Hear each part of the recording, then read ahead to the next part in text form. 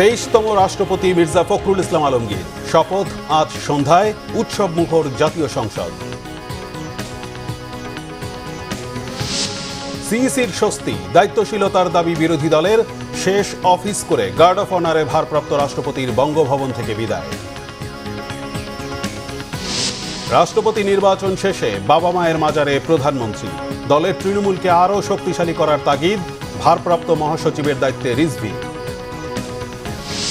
দিল্লি সফরে যাবেন প্রধানমন্ত্রী তারেক রহমান, আশা হাইকমিশনার ত্রিবেদী। কলকাতার হোটেলে অগ্নিকাণ্ডে 7 বাংলাদেশের মৃত্যুতে দুঃখ প্রকাশ।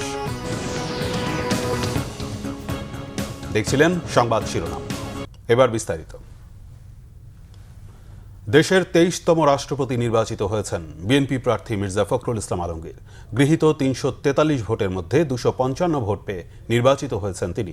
জামাত জোটের প্রার্থী অবসরপ্রাপ্ত কর্নেল অলি আহমেদ পেয়েছেন 88 ভোট। 6 জন সংসদ সদস্য ভোট দেননি। রাষ্ট্রপতি নির্বাচনকে ঘিরে জাতীয় সংসদ ভবনের ভেতরে ছিল উৎসব মুখর পরিবেশ। রাষ্ট্রপতি নির্বাচিত হওয়ার পর মির্জা ফখরুল ইসলাম আলমগীরকে অভিনন্দন জানান প্রধানমন্ত্রী ও সংসদ নেতা তারেক রহমান এবং বিরোধী দলীয় নেতা ডক্টর শফিকুর রহমান সহ সরকার ও বিরোধী দলীয় সংসদ সদস্যরা। রিপোর্ট করছেন সিকান্দার রেমান। ডক্টর অলি আহমদ বীর বিক্রম পেয়েছেন 88টি ভোট, 88 ভোটস, এবং জনাব মির্জা ফখরুল ইসলাম আলমগীর পেয়েছেন 255 ভোট, 255। দেশের 23তম রাষ্ট্রপতি হিসেবে গণতান্ত্রিক আন্দোলনের অন্যতম শীর্ষ নেতা মির্জা ফখরুল ইসলামের নাম ঘোষণার মধ্য দিয়ে নতুন ইতিহাস সৃষ্টি হলো। এই ইতিহাস গণতান্ত্রিক পথ চলায় নতুন বার্তা। 1991 সালের পর কেবল এবারই একাধিক প্রার্থীর দেখা মিলেছে রাষ্ট্রপতি নির্বাচনে। ফলে ভোট আয়োজন করতে হয়েছে রাষ্ট্রপতি নির্বাচন আইনের বাধ্যবাধকতা মেনে। মাঝের নির্বাচনগুলোতে একজন করে প্রার্থী থাকায় তারা বিনা প্রতিদ্বন্দ্বিতায় নির্বাচিত হন। বৃহস্পতিবার দুপুর 2:10 প্রধানমন্ত্রী নিজের আসন থেকে উঠে পাশে বসা মির্জা ফখরুল ইসলাম আলমগীরকে সঙ্গে নিয়ে ব্যালট বাক্সের পথ ধরেন। ঘড়ির কাঁটা যখন 2:11 তখন সংসদ নেতা নিজের ব্যালট পেপার ফেলেন ব্যালট বাক্সে। এর পরপরই ভোট বাক্সে ব্যালট পেপার ফেলেন রাষ্ট্রপতি প্রার্থী মির্জা ফখরুল ইসলাম আলমগীর। এ সময় সরকারি দলের সদস্যরা তাকে শুভেচ্ছা জানান। মির্জা ফখরুল ইসলাম আলমগীর উপস্থিত সংসদ সদস্যদের সঙ্গে করমর্দন করেন। পরে বিরোধী দলের নেতা ডাক্তার শফিকুর রহমান, বিরোধী দলীয় উপনেতা ডাক্তার সৈয়দ আবদুল্লাহ মোহাম্মদ তাহের ও বিরোধী দলীয় চিফ হুইপ নাহিদ ইসলাম সহ বিরোধী দলের সংসদ সদস্যদের সঙ্গে শুভেচ্ছা বিনিময় করেন মির্জা ফখরুল ইসলাম আলমগীর। ভোট শুরুর আগে নির্বাচনী কর্তা ও প্রধান নির্বাচন কমিশনার এএমএম নাসিরউদ্দিন ভোট দেওয়ার পদ্ধতি সংসদ সদস্যদের সামনে তুলে ধরেন। আসুন আমরা ভোট গ্রহণ কার্যক্রম শুরু করে এই নির্বাচন প্রক্রিয়াকে সফল করে তুলি। প্রথম ভোট দেন ভারপ্রাপ্ত রাষ্ট্রপতি হাফিজউদ্দিন আহমদ ও ভারপ্রাপ্ত স্পিকার ব্যারিস্টার কায়সার কামাল। দুপুর 2:19 বিরোধী দলীয় নেতা ডাক্তার শফিকুর রহমান তার সহকর্মীদের নিয়ে ভোট দেন। রাষ্ট্রপতি পদে মির্জা ফখরুল ইসলাম আলমগীরের সঙ্গে প্রতিদ্বন্দ্বিতা করেছেন জামাত নেতৃত্বাধীন 11 দলীয় ঐক্যজোটের প্রার্থী অবসরপ্রাপ্ত কর্নেল অলি আহমদ। সংসদ সদস্য না হওয়ায় ভোট দেওয়ার সুযোগ পাননি তিনি। সবশেষ 1991 সালের 8 অক্টোবর সংসদ সভাকক্ষে রাষ্ট্রপতি পদে ভোট হয়েছিল। দেশের 23তম রাষ্ট্রপতি হিসেবে নির্বাচিত হলেন তৃণমূল থেকে উঠে আসা ত্যাগী রাজনীতিবিদ মির্জা ফখরুল ইসলাম আলমগীর, যিনি গত 17 বছরে স্বৈরাচার বিরোধী আন্দোলনে রাজপথে থেকে নেতৃত্ব দিয়েছেন। 1991 সালের পর এবারই প্রতিদ্বন্দ্বিতাপূর্ণ নির্বাচন হলো রাষ্ট্রপতি পদে। যদিও সংখ্যা বিবেচনায় আগেই নির্ধারিত ছিল কে হবেন রাষ্ট্রপতি, তারপরও গণতন্ত্র ও নির্বাচনের স্বাভাবিক ব্যবস্থা চালু রাখার জন্যই এবারের এই আয়োজন। সিকান্দার রেমান, বাংলা ভিশন, জাতীয় সংসদ ভবন, ঢাকা। বাংলাদেশের 23তম রাষ্ট্রপতি নির্বাচনের খবর গুরুত্ব সহ তুলে ধরেছে আন্তর্জাতিক গণমাধ্যমগুলো। রয়টার্স বলেছে 1991 সালের পর প্রথমবারের মতো প্রতিদ্বন্দ্বিতাপূর্ণ রাষ্ট্রপতি নির্বাচনে বিএনপির প্রবীণ নেতা মির্জা ফখরুল ইসলাম আলমগীর জয়ী হয়েছেন। তার এই বিজয়কে শেখ হাসিনা সরকারের পতনের পর বাংলাদেশের রাজনীতিতে বড় পরিবর্তনের অংশ হিসেবে তুলে ধরা হয়েছে। Deutsche Welle, Anadolu, the Telegraph ও জিও নিউজও ফখরুলের বিজয়ের খবর প্রকাশ করেছে। ভারতীয় সংবাদ মাধ্যম the Hindu, Times of India ও ইন্ডিয়া টুডে এই নির্বাচনকে বলেছে গত ৩৫ বছরের মধ্যে প্রথম প্রতিদ্বন্দ্বিতাপূর্ণ রাষ্ট্রপতি নির্বাচন। এদিকে মির্জা ফখরুল ইসলাম আলমগীর রাষ্ট্রপতি নির্বাচিত হওয়ায় চীন, যুক্তরাজ্য সহ বিভিন্ন দেশের পক্ষ থেকে অভিনন্দন জানানো হয়েছে। রাষ্ট্রপতি নির্বাচন সুষ্ঠু হয়েছে বলে স্বস্তি জানিয়েছেন প্রধান নির্বাচন কমিশনার এএমএম নাসির উদ্দিন। এদিকে স্বরাষ্ট্রমন্ত্রী সালাউদ্দিন আহমেদ বলেছেন, ৭০ অনুচ্ছেদ মেনে বিরোধী দল রাষ্ট্রপতি নির্বাচনে অংশ নেয় সংবিধান সংস্কার কমিটির সদস্য হিসেবে যে শপথ তারা নিয়েছে তা আর টেকে না। চিফ হুইপ নুরুল ইসলাম মনির মতে, এই নির্বাচনের মাধ্যমে ভোটদানের সংস্কৃতি ফিরে আসছে, যা হারিয়ে গিয়েছিল। আহমেদ সারারের রিপোর্ট। দীর্ঘ ৩৫ বছর পর অনুষ্ঠিত রাষ্ট্রপতি নির্বাচনে ভোট দিতে বেলা ১২টার আগে থেকেই সরকার দলীয় সংসদ সদস্যরা আসতে থাকেন সংসদ ভবনে। সংসদ অধিবেশন না থাকায় এই নির্বাচনের রিটার্নিং কর্মকর্তা ও প্রধান নির্বাচন commissioner am Nasir Uddin vote গ্রহণের জন্য বিশেষ বৈঠক আহ্বান করেন। বেলা ২টা বাজার সাথে সাথেই ভোট গ্রহণ শুরু হয়। বিকাল ৫টায় আনুষ্ঠানিকভাবে ভোট গ্রহণ সমাপ্তির পর গণনা শুরু হয়। ফলাফল ঘোষণা শেষে বেরিয়ে প্রধান নির্বাচন কমিশনার সংসদ টানেলে মুখোমুখি হন সাংবাদিকদের। নির্বাচন অনুষ্ঠানের জন্য প্রধান নির্বাচন কমিশনার সকলকে ধন্যবাদ জানান। আমরা অত্যন্ত সুচারুরূপে সুন্দরভাবে একটা নির্বাচন আমরা উপহার দিতে পেরেছি। সংসদ থেকে বেরিয়ে স্বরাষ্ট্রমন্ত্রী বিদ্যমান সংবিধান মেনে নির্বাচনে অংশ নেয় বিরোধী দলকে ধন্যবাদ জানান তিনি। গণতন্ত্রের চর্চার মধ্যে বিরোধী দল, সরকারি দল তাদের নিজস্ব অবস্থান থেকে বিভিন্ন রকমের রাজনৈতিক বক্তব্য দিয়ে থাকেন, কিন্তু দিন শেষে সাংবিধানিক প্রক্রিয়াকে স্বীকৃতি দিয়ে তারা গণতান্ত্রিক প্রক্রিয়া অংশগ্রহণ করেছেন। এটাই হচ্ছে গণতন্ত্রের জয়যাত্রা এবং গণতান্ত্রিক প্রক্রিয়াকে স্বীকৃতি দেয়া।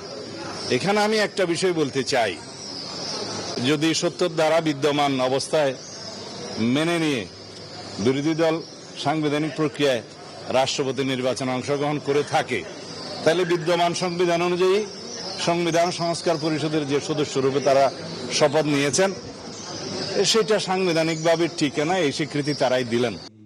এদিকে সংসদের মিডিয়া সেন্টারে সংবাদ সম্মেলনে চিফ হুইপ নুরুল ইসলাম মনি বলেন, তারা চান গণতান্ত্রিক পরিবেশ, ভোটের পরিবেশ ফিরে আসুক। আজকে ওনারা জানতেন যে আমরা নির্বাচনে ওনারা পরাজিত হবেন এবং বিএনপি বিজয়ী হবে। কি কারণে ওনারা তারপরেও এখানে অংশগ্রহণ করেছেন, এই বিষয়টা অত্যন্ত গুরুত্বপূর্ণ এবং আমি মনে করি এই বিষয়টার উপরে আপনারা সবাই দৃষ্টি দেবেন। সেটা হলো এই গণতন্ত্রের মূল জায়গাটা হলো যে মানুষ গত ১৭ বছর ধরে ভোট দেওয়াকে ভুলে গেছিল এবং ভোট দিতে হয়, দিয়ে যে গণতন্ত্র প্রতিষ্ঠা করতে হয় সেই ধারণাটাও মানুষ থেকে হারিয়ে গেছিল। সেই ধারণাটা প্রতিষ্ঠা হয়েছে। তো আমরা এই জাতিকে আশ্বস্ত করতে চাই যে আমরা যেন সবসময় একটা স্মুথ ট্রানজিশন করতে পারি এবং সেই ধারণাটা, বিশ্বাসটা যেন আমাদের মধ্যে তৈরি হয়। দ্বিতীয় দিকটা তৈরি হয়েছে, আমরা ইনক্লুসিভ, আমরা সবাইকে নিয়েই পথ চলতে চাই। এদিকে রাতেই মির্জা ফখরুল ইসলাম আলমগীরকে রাষ্ট্রপতি নির্বাচনে বিজয়ী ঘোষণা করে প্রজ্ঞাপন জারি করেছে নির্বাচন কমিশন। স্বাধীনতার পর থেকে এ পর্যন্ত ১৩ বার রাষ্ট্রপতি নির্বাচন অনুষ্ঠিত হয়েছে, যার মধ্যে ৩ বার জনগণ সরাসরি ভোট দিয়ে রাষ্ট্রপতি নির্বাচন করেছিল, বাকিগুলো পরোক্ষ ভোটে। সংসদীয় ব্যবস্থা পুনর্প্রবর্তনের পর সংসদ সদস্যদের ভোটে রাষ্ট্রপতি নির্বাচনে ২ বার প্রতিদ্বন্দ্বিতা হয়। সে সময় ২ বারই ক্ষমতায় ছিল বিএনপি, বাকিগুলো একক প্রার্থী থাকায় নির্বাচন অনুষ্ঠানের প্রয়োজন হয়নি। আহমেদ সরওয়ার, বাংলা ভিশন, ঢাকা। এদিকে নবনির্বাচিত রাষ্ট্রপতি মির্জা ফখরুল ইসলাম আলমগীরকে অভিনন্দন জানিয়েছে বিরোধী দল বাংলাদেশ জামায়াতে ইসলামী। এক ব্রিফিংয়ে দলের নায়েবে আমির ডক্টর সৈয়দ আবদুল্লাহ মোহাম্মদ তাহের জানান, দায়িত্বশীল বিরোধী দল হিসেবে এই নির্বাচনে অংশ নিয়েছেন তারা। আর বিরোধী দলীয় চিফ হুইপ নাহিদ ইসলাম বলেছেন, রাষ্ট্রপতি নির্বাচন সংস্কার প্রস্তাব অনুযায়ী না হলেও জনগণের কাছে রাজনৈতিক বার্তা দিতে প্রতিদ্বন্দ্বিতা করেছে বিরোধী দল। মুহিবুল্লাহ মুহিবের রিপোর্টে বিস্তারিত। দীর্ঘ ৩৫ বছর পরে রাষ্ট্রপতি নির্বাচন অনুষ্ঠানে জাতীয় সংসদে সরকারি ও বিরোধী দলের সংসদ সদস্যদের এমন স্বতঃস্ফূর্ত অংশগ্রহণ দেখল দেশের মানুষ। প্রতিদ্বন্দ্বিতাপূর্ণ নির্বাচনে সকল দলের সদস্যরা এবার ভোট দিয়ে তৈরি করলেন নতুন ইতিহাস।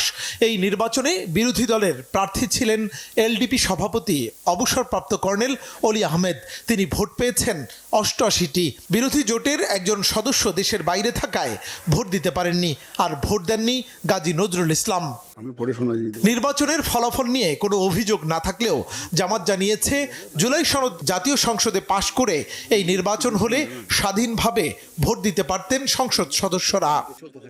আমরা এটা জানতাম যে আমাদের বিজয় সম্ভাবনা একেবারেই ক্ষীণ, যেহেতু পার্লামেন্ট মেম্বারদের রেশিও ভিন্ন রকম আছে। তারপর আমরা করছি এই জন্য যে, যেটা আমি বলেছি, গণতন্ত্রের চর্চাটা এখানে যাতে ভালো হয়। তো এটা একটা কারণ। 2 নম্বর কারণ হচ্ছে আমাদের হিউজ নাম্বার অফ বিরোধী দলের সদস্য আছে, ইট ইজ অ্যারাউন্ড 90।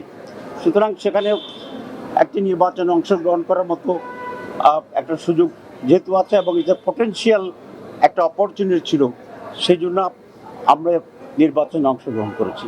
আজকের নবনির্বাচিত প্রেসিডেন্টকেও আমরা অভিনন্দন জানাচ্ছি।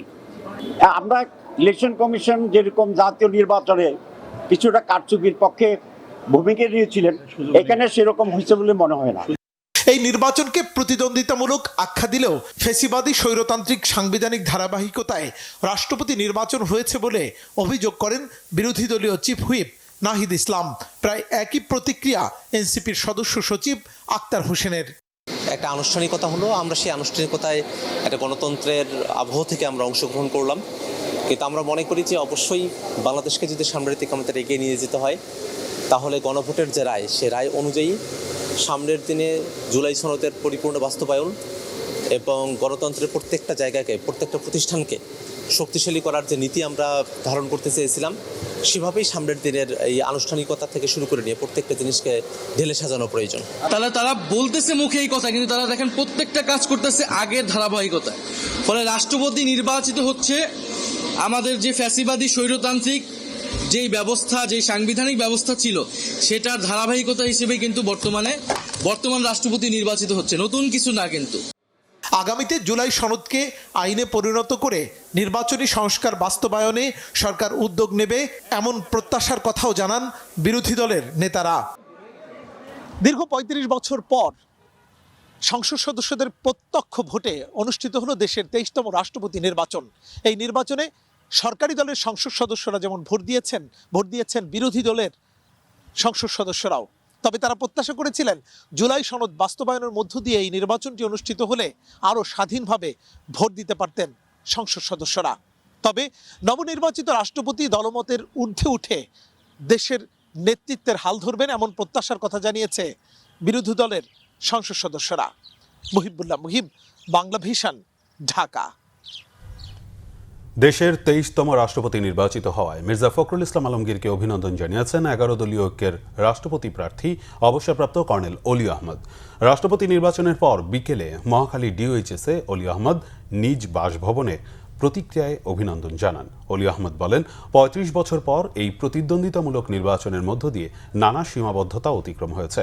রাজনৈতিক বিভক্তি ও দল কিংবা গোষ্ঠীর স্বার্থের ঊর্ধ্বে উঠে নতুন রাষ্ট্রপতি সকল নাগরিকের হবেন, এমনটাই প্রত্যাশা তার। গণভোটের রায় ও জুলাই সনদ বাস্তবায়নে নতুন রাষ্ট্রপতি ভূমিকা রাখবেন বলেই প্রত্যাশা ব্যক্ত করেন তিনি। ৩৫ বছর পর এবারের প্রতিদ্বন্দ্বিতাপূর্ণ নির্বাচন অন্তত সেই সীমাবদ্ধতা থেকে বের হয়েছে।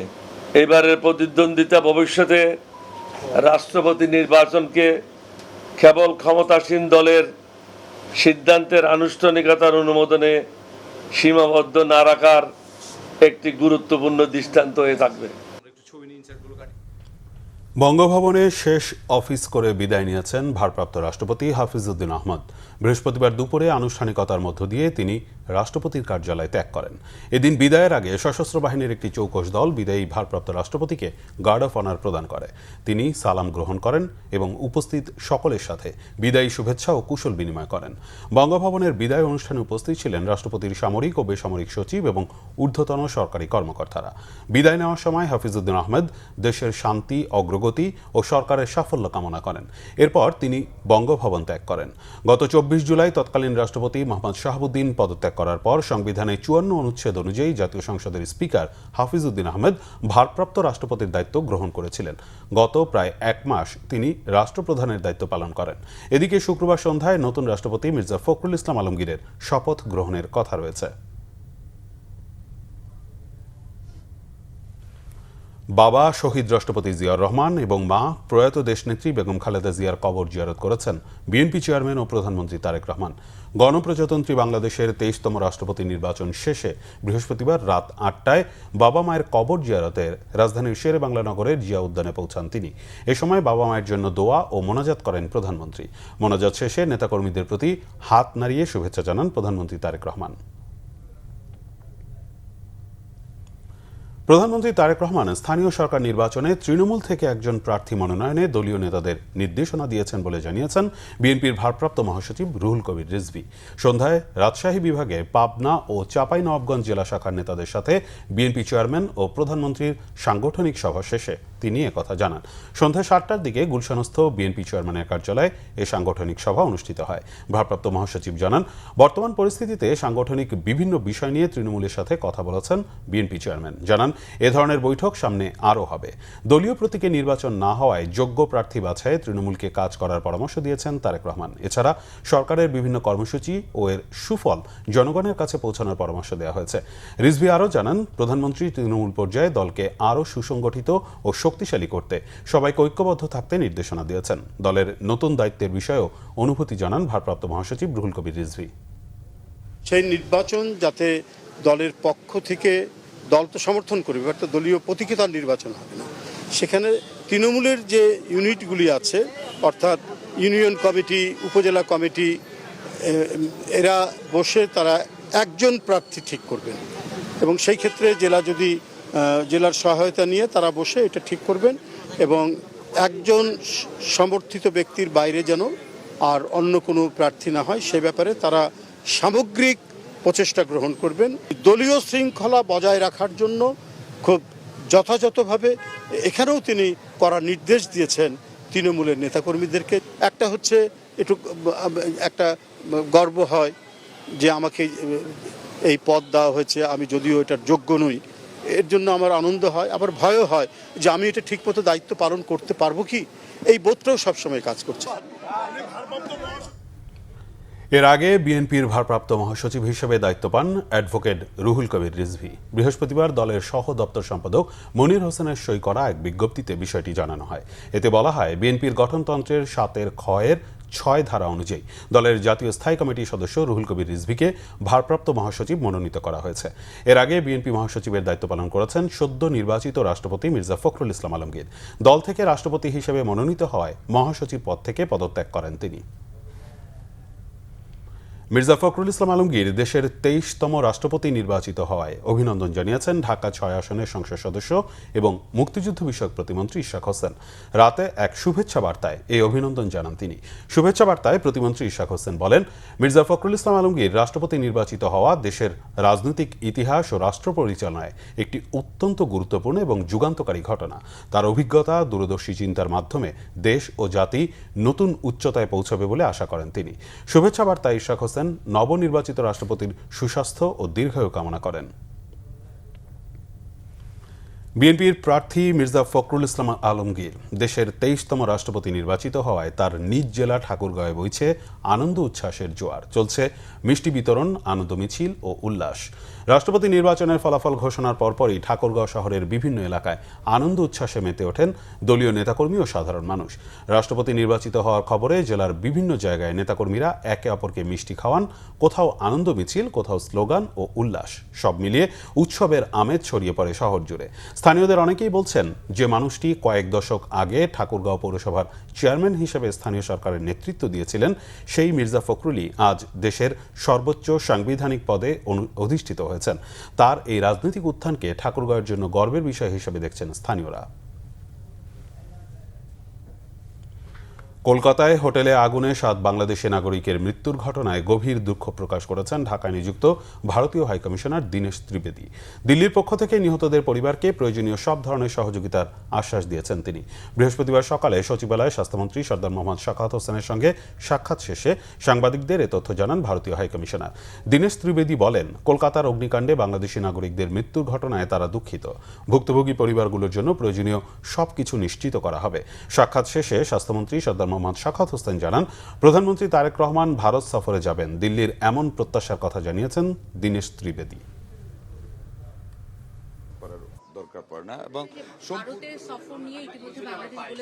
ওনারা আমাদের প্রাইম মিনিস্টারকে দাওয়াত দিয়েছেন, এটাই শুধু বলেছেন। অনুকূল পরিবেশের বিষয়ে কি আজকে কিচ্ছু আলাপনে আমি উত্থাপন, it is the matter of our foreign ministry. এটা খুব দুঃখের কথা, আর ওইখানে যা যা করা আছে আমরা নিশ্চয়ই করব, কিন্তু খুবই দুঃখের কথা। বিএনপি জুলাই সনদ অক্ষরে অক্ষরে বাস্তবায়ন করবে বলেছেন তথ্য ও সম্প্রচার মন্ত্রী জহিরুদ্দিন স্বপন। বলেন, সকল দল মিলে জুলাই সনদে স্বাক্ষর করেছে, এটি যে কোনো মূল্যে বাস্তবায়ন করা হবে। সকালে রাজধানীর বাংলাদেশ চীন মন্ত্রী সম্মেলন কেন্দ্রে এক অনুষ্ঠানে তথ্য সম্প্রচার মন্ত্রী একথা বলেন। রাষ্ট্রপতি নির্বাচন প্রসঙ্গে মন্ত্রী বলেন, আজকের দিনটি গণতন্ত্রের জন্য অত্যন্ত গুরুত্বপূর্ণ। 24 জুলাই গণ অভ্যুত্থানে হাজার শহীদদের রক্তের বিনিময়ে জাতি আবারও স্বাধীনতা পেয়েছে। রাষ্ট্রপতি নির্বাচনের মধ্য দিয়ে গণতন্ত্রের চর্চা আরও ভালো হবে এমন আশা প্রকাশ করেন তথ্যমন্ত্রী। বলেন, বিগত এক দলীয় সরকার দেশে জোর করে ক্ষমতা দখল করে গণতন্ত্রের ধারাকে ব্যাহত করেছে।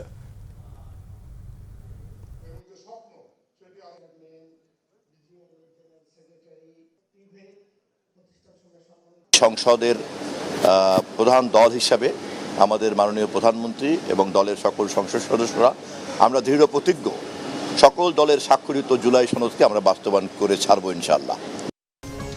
রাজধানীর গ্যাস সংকট আরও প্রকট হয়েছে। পাইপলাইনে পর্যাপ্ত গ্যাস না থাকায় পাম্প স্টেশনে মিলছে না প্রয়োজনীয় পরিমাণে গ্যাস। মহেশখালীর এলএনজি টার্মিনাল দুর্ঘটনার কবলে পড়ায় প্রায় 1.5 মাস ধরে চলছে গ্যাস সংকট।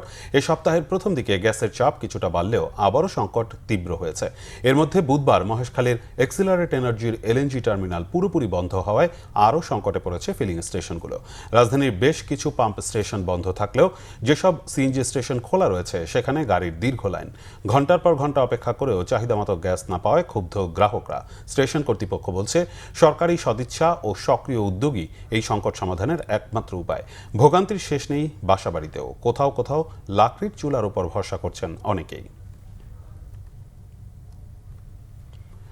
রোহিঙ্গা ইস্যু পরিবেশ থেকে শুরু করে অর্থনীতির উপর প্রচণ্ড চাপ ও প্রভাব ফেলছে বলেছেন সেনাবাহিনী প্রধান জেনারেল ওয়াকারুজ্জামান।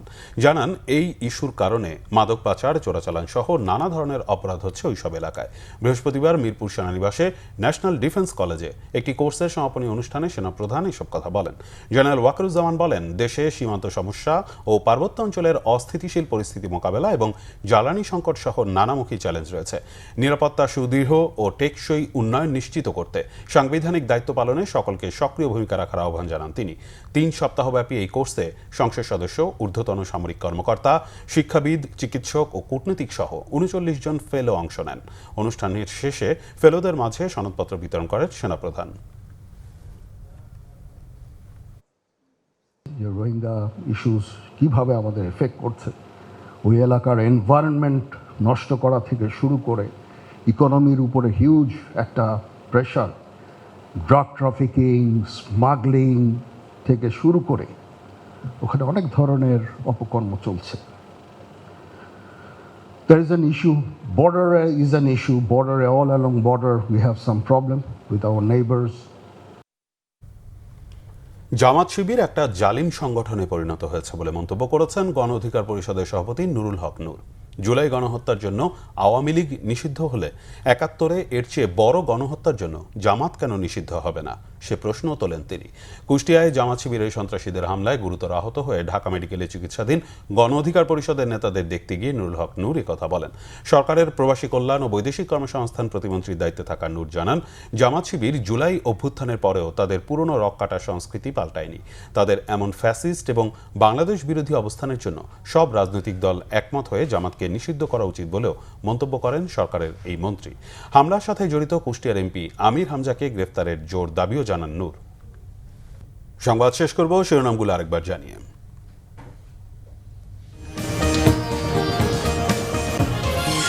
23তম রাষ্ট্রপতি মির্জা ফখরুল ইসলাম আলমগীর শপথ আজ সন্ধ্যায় উৎসব মুখর জাতীয় সংসদ। সিইসির স্বস্তি, দায়িত্বশীলতার দাবি বিরোধী দলের। শেষ অফিস করে গার্ড অফ অনারে ভারপ্রাপ্ত রাষ্ট্রপতির বঙ্গভবন থেকে বিদায়। রাষ্ট্রপতি নির্বাচন শেষে বাবা মায়ের মাজারে প্রধানমন্ত্রী। দলের তৃণমূলকে আরও শক্তিশালী করার তাগিদ, ভারপ্রাপ্ত মহাসচিবের দায়িত্বে রিজভী। দিল্লি সফরে যাবেন প্রধানমন্ত্রী তারেক রহমান, আশা হাই কমিশনার ত্রিবেদী। কলকাতার হোটেলে অগ্নিকাণ্ডে 7 বাংলাদেশের মৃত্যুতে দুঃখ প্রকাশ। এই ছিল এখনকার মতো। পরের সংবাদ সকাল 7:30টায় দেখার আমন্ত্রণ রইল। এতক্ষণ সাথে থাকায় ধন্যবাদ।